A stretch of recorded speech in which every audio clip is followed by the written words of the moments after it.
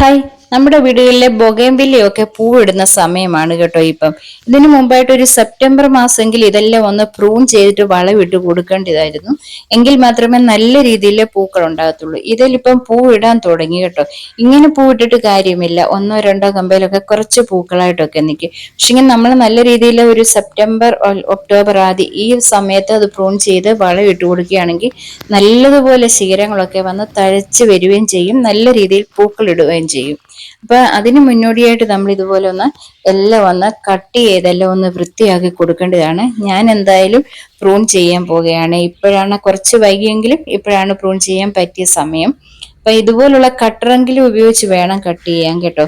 ഇല്ലെങ്കിൽ നല്ല മൂർച്ചയുള്ള കത്തി കൊണ്ട് തന്നെ ചെയ്യണം. അല്ലാതെ നമ്മൾ കത്തിക്ക് മൂർച്ചയില്ലെങ്കിൽ ചിലപ്പോൾ നമ്മൾ ഇതുപോലെ കട്ട് ചെയ്താൽ ചെടി മുഴുവനെ ഉണങ്ങിപ്പോകാനുള്ള ചാൻസ് ഉണ്ട്. അതുപോലെ ഹാർഡ് പ്രൂണിങ് ചെയ്യുവാണെങ്കിൽ, ഞാനിപ്പോൾ ഹാർഡ് പ്രൂണിങ് ആണ് ചിലതിലൊക്കെ ചെയ്യുന്നത്. അങ്ങനെയാണെങ്കിൽ ആ കട്ടിയുള്ള കമ്പില് നമ്മൾ സാഫ് വല്ലതും ഒന്ന് തേച്ച് കൊടുക്കണം കേട്ടോ, അല്ലെങ്കിൽ ഉണക്കി വീഴാനുള്ള ചാൻസ് ഉണ്ട്. അത് മാത്രമല്ല, ഈ സമയത്ത് ഇടയ്ക്കൊക്കെ മഴ പെയ്യുന്നുണ്ടെന്ന് വരിലും കട്ട് ചെയ്ത് വളമിട്ട് കഴിഞ്ഞാൽ നമ്മളൊന്ന് നനച്ചു കൊടുക്കണം നല്ല രീതിയിൽ.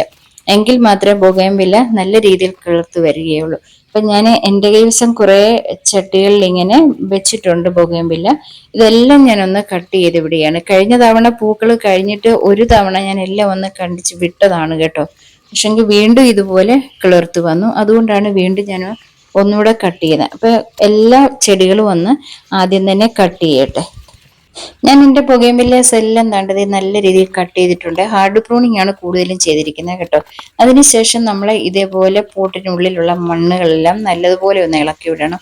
അപ്പോൾ ചെറിയ ചെറിയ കാടൊക്കെ കിളുത്ത് നിപ്പുണ്ടായിരിക്കും, അതെല്ലാം കളയണം കേട്ടോ. ഈ മണ്ണിനെ നല്ല രീതിയിൽ ഇളക്കി അതിന്റെ മെയിനായിട്ടുള്ള വലിയ വേരുകളൊന്നും പൊട്ടില്ലെന്നേ ഉള്ളൂ, കൊച്ചു വേരുകളൊക്കെ പൊട്ടിയാലും സാരമില്ല കേട്ടോ. ഈ മണ്ണിനെ ഞാനൊന്ന് മാറ്റി വെക്കുകയാണ്. എന്നിട്ട് നമുക്ക് അതിന്റെ പുല്ല് മാത്രം കളഞ്ഞിട്ട് ആ മണ്ണ് ഇതിനകത്ത് തന്നെ നമുക്ക് ഇട്ട് കൊടുക്കാവുന്നതാണ്. ഇതുപോലെ എല്ലാ പോട്ടിലും മണ്ണ് ഇതുപോലെ ഒന്ന് ഇളക്കി കൊടുക്കുക എന്നുള്ളതാണ് പ്രൂണിങ് കഴിഞ്ഞതിന് ശേഷം നമ്മൾ ചെയ്യേണ്ട പരിപാടി.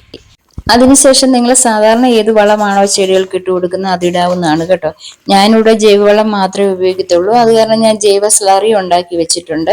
ഇത് ചെയ്തിരിക്കുന്ന തേങ്ങാ പിണ്ണാക്കിന്റെയാണ് ഈ ജൈവ സ്ലറി കേട്ടോ. സാധാരണ ഞാൻ നമ്മുടെ കടല പിണ്ണാക്കും ഒക്കെ വെച്ചാണ് ഉണ്ടാക്കാറുള്ളത്. ഇതിനു വേണ്ടി ബൊഗൻവില്ലയ്ക്ക് വേണ്ടി ഞാനിത് തയ്യാറാക്കി വെച്ചിരിക്കുകയാണ്. തേങ്ങാ പിണ്ണാക്കും വേപ്പലയാണ് പിന്നീട് ഞാൻ അരച്ച് ചേർത്തിരിക്കുന്നത്. നിങ്ങൾക്ക് വേപ്പിൻ പിണ്ണാക്ക് ചേർക്കാവുന്നതാണ്.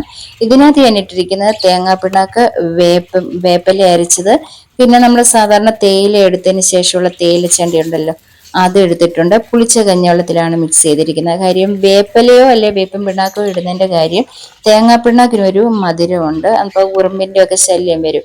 അത് മാറുന്നതിന് വേണ്ടിയാണ് ഈ വേപ്പല അല്ലെ വേപ്പിൻ പിണ്ണാക്ക് ഇടുന്നത്. അപ്പം ഞാനൊരു 1/4 കിലോയോളം തേങ്ങാ പിണ്ണാക്കായിരുന്നു ഇട്ടിരുന്നത്. പുളിച്ച കഞ്ഞിവെള്ളത്തിൽ ഇതുപോലെ 5 ദിവസം വെച്ചതാണ്. ഇനി ഇതിന് 1 മഗ് നമ്മൾ എടുക്കുവാണെങ്കിൽ 10 മഗ് വെള്ളം ചേർക്കേണ്ടതാണ്. അപ്പൊ ഇപ്പം ഒരു 5 ലിറ്ററിന്റെ ബക്കറ്റ് ആയതുകൊണ്ട് ഞാൻ 1/2 മഗ് വീതമേ ഇത് എടുക്കുന്നുള്ളൂ കേട്ടോ. അപ്പൊ ഞാനിത് 5 ദിവസം വെച്ചതാണ്. സാധാരണ മറ്റേ കടലപ്പിണ്ണാക്കിന്റെയാണ് ഞാൻ 7 ദിവസമാണ് വയ്ക്കാറുള്ളത്. അപ്പൊ അതിനും ഇതേ അനുപാതത്തിൽ തന്നെയാണ് നമ്മൾ വെള്ളം മിക്സ് ചെയ്യുന്നത്. ഇപ്പൊ ഞാൻ 1/2 മഗ് എടുത്തിട്ടുണ്ട്. അപ്പൊ ഇത് അത്ര ഒരു ബക്കറ്റ് വെള്ളത്തിൽ, അതായത് 5 ലിറ്ററിന്റെ ആ 1 ബക്കറ്റ് വെള്ളത്തിൽ മിക്സ് ചെയ്തിട്ട് ചെടികൾക്ക് ഒഴിച്ചു കൊടുക്കാം. നല്ല രീതിയിൽ തന്നെ ഇത് ഞാൻ പറഞ്ഞല്ലോ, ഉറുമ്പിന്റെ ശല്യം വരാതെ ആ രീതിയിൽ അതിന് ചെയ്യുന്നതിന് വേണ്ടി മാത്രമാണ് നമ്മൾ ഈ വേപ്പിന്റെ ഇലയല്ല വേപ്പിൻ പിണ്ണാക്ക് ചേർക്കുന്നത്. ഇതിപ്പം ചെടികൾക്ക് വേണ്ടത് NPK ആണ്. നല്ല രീതിയിൽ NPK ഉള്ളതാണ് ഈ തേങ്ങാ പിണ്ണാക്ക് ഈ മിശ്രിതത്തിനകത്ത്, ഈ ഒരു ജൈവ സ്ലറിക്ക്. അപ്പോൾ അത് കാരണമാണ് ഇത് ഞാൻ ബൊഗേൻവില്ലയ്ക്ക് സാധാരണ ഒഴിച്ചു കൊടുക്കുന്നത്. ഞാൻ റോസിനായാലും ഇത് ഒഴിച്ചു കൊടുക്കാറുണ്ട് കേട്ടോ. നല്ല രീതിയിൽ ഇത് വളർന്നു വരുന്നതായിട്ട് കാണുന്നുണ്ട്. അപ്പം നല്ല പൂക്കൾ വരുന്നതിനും ഒക്കെ നല്ലതാണ് ഈ NPK വളം. അതായത് ഈ ഞാൻ ചെയ്യുന്ന NPK എന്ന് പറയുന്നത് ഈ ഒരു പിണ്ണാക്കിന്റെ മിശ്രിതമാണ്. ഇതിപ്പം ഇതേപോലെ ഒരു 1-2 മഗ് വീതം നമ്മൾ അതിനകത്ത് എത്രയും പിടിക്കുന്നില്ല കണ്ടോ. ആ മണ്ണ് നല്ല കട്ട പിടിച്ചിരിക്കുന്നതും കൊണ്ടാണ് വെള്ളം താഴോട്ട് താഴാത്തത്. കാര്യം വേരൊക്കെ വന്ന് ചുറ്റിയിരിക്കും എങ്ങനെയായാലും നമ്മൾ പോട്ടിനകത്ത് ഇതുപോലെ ചെയ്യുമ്പോൾ. ഞാൻ എല്ലാ വർഷവും പോട്ടിൽ നിന്ന് ഈ ബൊഗൻവില്ല എല്ലാം മാറ്റി വീണ്ടും റീപോട്ട് ചെയ്യാറുള്ളതാണ്. എങ്കിലും ആ മണ്ണ് കുറച്ച് കഴിയുമ്പോൾ അങ്ങ് കട്ട പിടിക്കും. പിന്നെ ഈ വളത്തിന്റെ അംശങ്ങളൊക്കെ പോകുമല്ലോ. അപ്പം നമ്മൾ ഇടയ്ക്കിടയ്ക്ക് ഇങ്ങനെ എന്തെങ്കിലുമൊക്കെ ഞാൻ ജൈവ സ്ലറിയൊക്കെ ഒഴിച്ച് കൊടുക്കാറുള്ളതാണ്. അതായത് നമ്മുടെ ജൈവമാലിന്യമൊക്കെ വിടുന്ന ആ പോട്ടിൽ നിന്നും കിട്ടുന്ന ജൈവ സ്ലറി ഉണ്ടല്ലോ, അതൊക്കെ ഞാൻ സാധാരണയായിട്ട് ഒഴിച്ച് കൊടുക്കാറുള്ളതാണ് ഈ ചെടികൾക്കൊക്കെ. എന്നാലും ആ മണ്ണൊക്കെ നല്ല കട്ട പിടിച്ചിരിക്കുകയാണ്. അതെല്ലാം നല്ല രീതിയിൽ ഒന്ന് ഇളക്കിയതിന് ശേഷം വേണം നമ്മൾ ഇതുപോലെ വളം ഇട്ട് കൊടുക്കാൻ. വളം ഒഴിച്ചു കൊടുത്തതിന് ശേഷം മണ്ണ് നല്ലതുപോലെ മിക്സ് ചെയ്യണം. അല്ലെങ്കിൽ ഈ തേങ്ങാപ്പിണ്ണാക്കിന് ഒരു എണ്ണമയം പോലെ ഉണ്ടല്ലോ, അത് വന്ന് ഈ മണ്ണിലേക്ക് എയർ സർക്കുലേഷൻ കിട്ടാത്ത രീതിയിൽ ഒരു പാട പോലെ വന്നങ്ങ് മൂടി നിൽക്കാറുണ്ട്. അപ്പൊ അങ്ങനെ വരാതിരിക്കുന്നതിന് വേണ്ടി നമ്മളിത് ഒഴിച്ചു കൊടുത്തതിന് ശേഷം നല്ലതുപോലെ ഒന്ന് ഇളക്കി കൊടുക്കേണ്ടതാണ് കേട്ടോ. അതിനുശേഷം നമ്മൾ ആ മാറ്റി വെച്ചിരിക്കുന്ന ആ മണ്ണുണ്ടല്ലോ, അത് അതിന് മുകളിൽ ഇതുപോലെ ഇട്ടം കൊടുക്കണം. കാര്യം മുകളിൽ അങ്ങനെ ആ പിണ്ണാക്ക് മിശ്രിതം കിടക്കാതെ അതിന് മുകളിൽ മണ്ണിട്ടം കൊടുത്തേക്കണം. അതിനകത്ത് വരുന്നതായിട്ടുള്ള പുല്ലൊക്കെ എടുത്തു കൊടുത്തേച്ചാൽ മതി. ഈ രീതിയിൽ എല്ലാ പോട്ടിലെയും മണ്ണ് ഇങ്ങനെ ഇളക്കിയിട്ട് ഞാൻ ഇതുപോലെ വളമിട്ട് കൊടുക്കാറാണ് പതിവ്. ഇപ്പൊ എന്തായാലും നമുക്ക് അടുത്ത മാസം ആകുമ്പോഴത്തേനും, ഒരു നവംബർ ഒക്കെ ആകുമ്പോഴത്തേനും നല്ല രീതിയിൽ കിളിർപ്പെല്ലാം വന്നു നിന്നിട്ട് നല്ല രീതിയിൽ മുഴുവൻ ചെടികളും നല്ലതുപോലെ പൂക്കൾ ഉണ്ടാകുന്നതാണ്.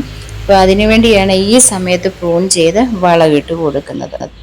അപ്പം നിങ്ങളുടെയും ബൊഗേൻവില്ലയ്ക്ക് നല്ല രീതിയിൽ പൂക്കൾ വരണം, ശിഖരങ്ങളൊക്കെ വരണമെന്ന് ആഗ്രഹം ഉണ്ടെന്ന് വരും, നിങ്ങൾ ഇതേപോലെ പ്രൂൺ ചെയ്ത് വളം ഇട്ട് കൊടുക്കുക. അപ്പം നിങ്ങൾക്ക് ഇന്നത്തെ എൻ്റെ ഈ വീഡിയോ ഇഷ്ടപ്പെട്ടു എന്ന് വിശ്വസിക്കുന്നു. ഇഷ്ടപ്പെട്ടെന്ന് വരിൽ എൻ്റെ ചാനൽ ഒന്ന് സബ്സ്ക്രൈബ് ചെയ്യുക. വീണ്ടും ഞാൻ പുതിയ വീഡിയോയുമായിട്ട് എത്തുന്നതായിരിക്കും.